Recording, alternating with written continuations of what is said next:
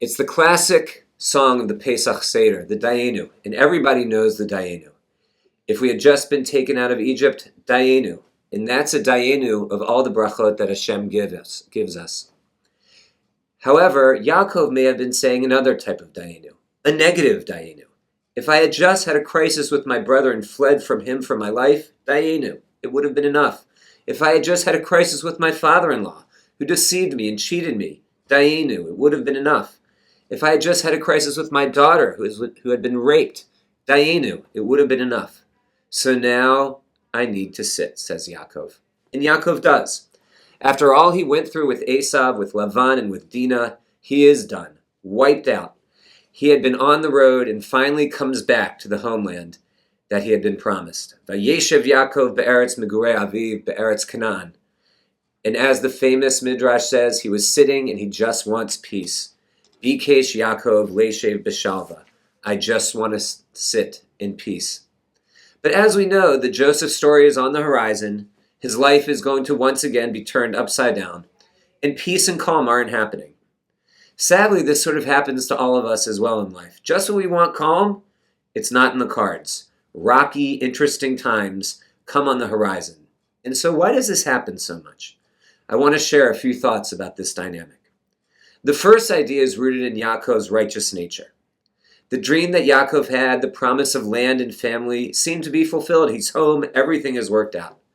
But as Rav Chaim Sabato stresses, the great ones are not wired for calm and tranquility. Tzadikim ein lahem menucha, he says. For a doer, a mover, a shaker, there's always more challenge. The to-do list is never done. After one job is fulfilled, another one pops up.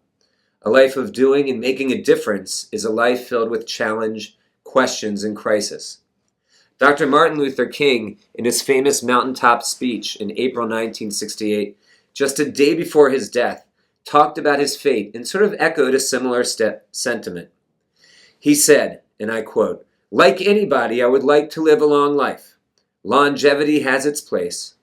But I'm not concerned about that now. I just want to do God's will. Longevity, tranquility, peace, they all have their place. But to actually grow and do God's will and be focused on a mission, that is a thing that is filled with faltering, challenging, and crisis." As Rav Steinsaltz says, "Nefilah hi chelek metahalich hagidul." Faltering is part of the experience of growth for tzaddikim. Bikesh Yaakov leishev b'shalva. In this approach toward a lack of peace and calm, Yaakov is a tzaddik. It's in his DNA to be a great man, and he'll never have tranquility. No good person gets off scot-free.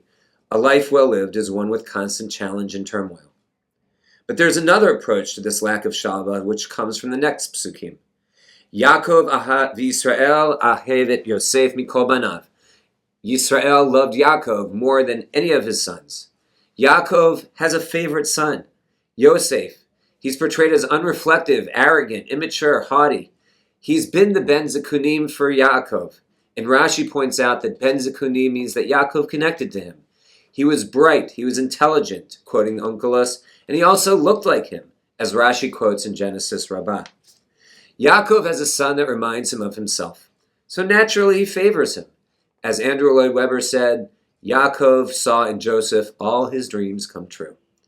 Yaakov himself, a victim of favoritism by his parents, one might think that this suffering would lead him not to favor. But actually that's not the case. Because of all sorts of reasons and family patterns, those are hard to break. Sometimes abused people become abusers. Oppressed people become oppressors. The Yaakov who wants peace and calm and shalva couldn't get it. He couldn't stay away from the pattern of the family, couldn't resist the temptation to favor. So often in life we want calm, peace, but the smooth path is not part of the human condition.